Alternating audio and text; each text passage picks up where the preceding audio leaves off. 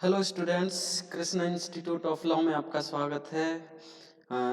मैं स्वराज सिंह और आज का जो हमारा सब्जेक्ट है वो मॉडर्न हिस्ट्री। और आज का जो टॉपिक है बड़ा इंटरेस्टिंग सब्जेक्ट है। एक और महान विभूति के विषय में हम आप पढ़ेंगे, डॉक्टर भीमराव अंबेडकर।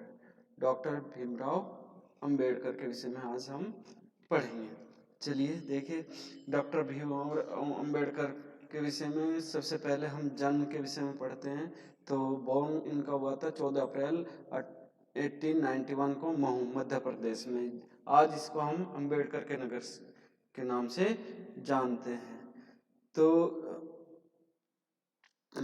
इनका जो भीमराव का जन्म हुआ था महू में, जो इस टाइम मध्य प्रदेश में महारकुल में हुआ था। और 1905 में इनका विवाह रमाबाई से हो गया था और 1935 को इनकी रमाबाई की मृत्यु हो गई थी।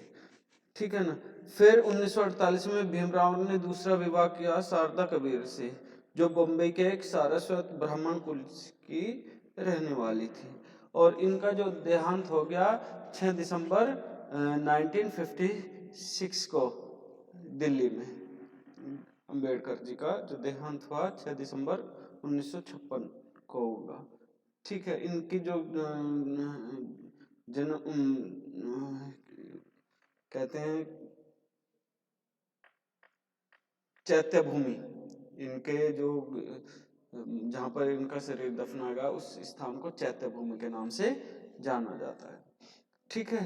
और फिर है इनकी शिक्षा एजुकेशन। देखिए, बम्बई का जो एलिफेंट कॉलेज है, बम्बई विश्वविद्यालय का एलिफेंट कॉलेज से इन्होंने स्नातक और एमए की डिग्री हासिल की। वह पीएचडी कोलंबिया विश्वविद्यालय अमेरिका से की। वैसे इनको जो है ना इन्होंने 32 डिग्रियां प्राप्त की है और 9 भाषाओं के ज्ञाता थे। ठीक है। पीएचडी इन्होंने कोलंबिया विश्वविद्यालय अमेरिका से की। एमएससी और DSC London school of education से, और बारेट लॉ एलएलबी का वो होता है बारेट लॉ लंदन से इन्होंने डिग्रियां हासिल की। फिर है इनका जो बहिष्कृत सभा की स्थापना बम्बई में जुलाई 1923 में, इस्टेब्लिशमेंट ऑफ बायकट असेंबली। देखिए, बहिष्कृत हितकारिणी सभा की स्थापना जुलाई 1924 में इन्होंने करी थी। इन्होंने मुंबई में की थी। एक संस्था बहिष्कृत हितकारिणी सभा बनाई जिसका उद्देश्य जो अस्पृश्य अनटचेबल लोगों को नैतिक तथा भौतिक उन्नति करना था। इन्होंने आंदोलन की नीति अपनाई और अछूतों के लिए मंदिरों में प्रवेश तथा जनसाधारण को कुएं में पानी भरने के नागरिक अधिकारों को प्रदान करने का प्रयत्न किया। इसके द्वारा बहिष्कृत हितकारिणी सभा की द्वारा। फिर राष्ट्रीय राजनीति में प्रवेश। देखिए, राष्ट्रीय राजनीति में एंटर हुए थे इंटरनेशनल पॉलिटिक्स में 1930 में। 1930 में अम्बेडकर ने राष्ट्रीय राजनीति में प्रवेश किया। उन्होंने जो है अछूतों के लिए अलग मताधिकार की मांग की थी। उनको लंदन में जो है वे जो लंदन में 3 गोलमेज सम्मेलन हुआ था, उनमें तीनों में वो गए थे। 1930 से 1932 के मध्य में हुआ था, जिसको लेकर अछूतों के प्रतिनिधित्व के रूप में उनको बुलाया गया था लंदन में। और ये तीनों गोलमेज सम्मेलन में इन्होंने भाग लिया था। 17 अगस्त 1932 को जब ब्रिटिश प्रधानमंत्री ने जो ब्रिटिश के प्रधानमंत्री हैं उन्होंने सांप्रदायिक निर्णय दिया, तो उसमें दलित वर्गों के जो दलित लोग थे उनके लिए अलग निर्वाचन मंडलों का प्रावधान किया गया था कि इनको अलग निर्वाचन मंडल दे दिया जाए। तो इस समय गांधी जी बहुत दुखी हुए और उन्होंने इसे हटाने के लिए, क्योंकि इससे क्या हो रहा था, उन्हें लग रहा था कि हमारा देश बट रहा है, बट जाएगा। तो उन्होंने इसे हटाने के लिए आमरण उपवास आरंभ कर दिया था, आमरण अनशन कर दिया था। अंत में एक समझौता हुआ जिसे पुनः समझौता कहते हैं। इससे दलित वर्गों के लिए साधारण वर्ग में ही सीटों को आरक्षित कर दिया। तो ये आरक्षण की जो वो थी, फिर ये किसके गांधी जी के द्वारा करवाई गई थी। ठीक है ना। फिर है भारतीय संविधान के शिल्पकार के रूप में। देखिए, स्वतंत्रता की पूर्व संध्या पर कांग्रेस ने डॉक्टर भीमराव अम्बेडकर को संविधान सभा की प्रारूप समिति का अध्यक्ष मनोनीत किया। उनका योगदान भारतीय संविधान के बनाने तथा उसका संविधान सभा में मार्गदर्शन के लिए तथा हिंदू कोड विधेयक, जो हिंदू कोड बिल था, उसके पारित करने में जो है स्मरणीय योगदान रहा।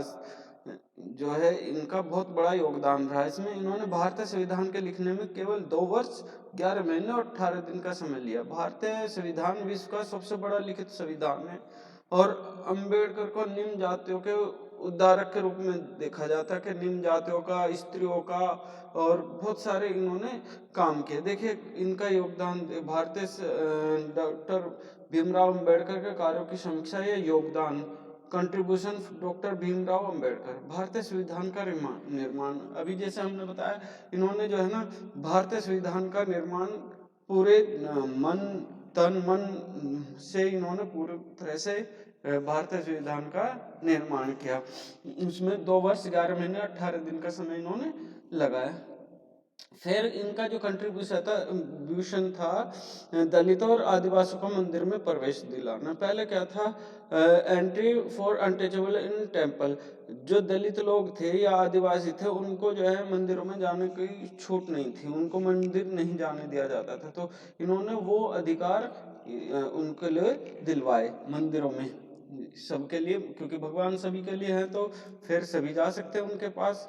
तो इन्होंने मंदिर में प्रवेश दलितों का और आदिवासियों का करवाया। फिर छुआछूत से छुटकारा, एब्लूसमेंट ऑफ अनटचेबिलिटी। जो छुआछूत है उससे इन्होंने छुटकारा दिलवाया है कि भाई छुआछूत नहीं होनी चाहिए, क्योंकि पहले जो दलित लोग थे या आदिवासी थे या और अन्य पिछड़े थे, उनसे लोग बाग, जो बड़ी जाति थी, उनसे बहुत छुआछूत का व्यवहार करते थे, खासकर दलित लोगों से। तो वो छुआछूत का जो है ना घृणित कार्य जो हमारे समाज में हो रहा था, उसको से छुटकारा इन्होंने दिलवाया। फिर जातिवाद का विनाश, एडिक्शन ऑफ कास्ट सिस्टम। देखिए, जातिवाद हमारे देश का एक अभिशाप थी, क्योंकि बड़ी जाति छोटी जातियों पर क्या कर रही थी, शासन कर रही थी एक तरह से।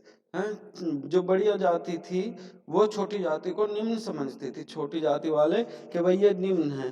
तो जातिवाद का इन्होंने विनाश किया। इसी के चलते इन्होंने शारदा कबीर से शादी भी की थी। शारदा जो कि एक ब्राह्मण थी और ये खुद एक किससे थे, दलित जाति से थे। फिर ऊंच नीच छुटकारा, एब्लूसमेंट ऑफ डिस्क्रिप्शन। देखिए, ये भी ऊंच नीच या छुआछूत जैसी ही बीमारी ऊंच नीच की भी थी। बड़ी जाति छोटी जाति को निम्न समझती थी, तो ये छुआछूत जैसी ही बीमारी जातियों में भी थी, तो ऊंच नीच से छुटकारा इन्होंने दिलवाया। फिर मनुस्मृति दहन 1927, उन मनुस्मृति दहन 1927, जो मनुस्मृति के द्वारा देश चला रखा था, उसका दहन, उसको जला दिया गया था 1927 में। ये डॉक्टर भीमराव अम्बेडकर ने करके दिखाया, क्योंकि जो मनुस्मृति थी वो मनुष्य को मनुष्य नहीं समझ रही थी। दलितों के प्रति, स्त्रियों के प्रति उसका नजरिया बहुत गलत था, तो इसलिए उसने उसको मनुस्मृति का दहन कर दिया। महद सत्याग्रह आंदोलन 1928, महद सत्याग्रह मूवमेंट इन्होंने चलाया था 1928 में। फिर नासिक सत्याग्रह आंदोलन 1930 में इन्होंने चलाया। और जो लास्ट है, भारत में रिजर्व बैंक की स्थापना, establishment of RBI bank in India. जो भारतीय रिजर्व बैंक की स्थापना है वो इन्हीं के जो पुस्तक थी, problem of rupees and it's solution, उसकी वजह से भारतीय रिजर्व बैंक की स्थापना हुई। तो भारतीय रिजर्व बैंक की स्थापना में भी इनका बहुत बड़ा योगदान था। तो आज के लिए इतना ही, धन्यवाद, थैंक यू।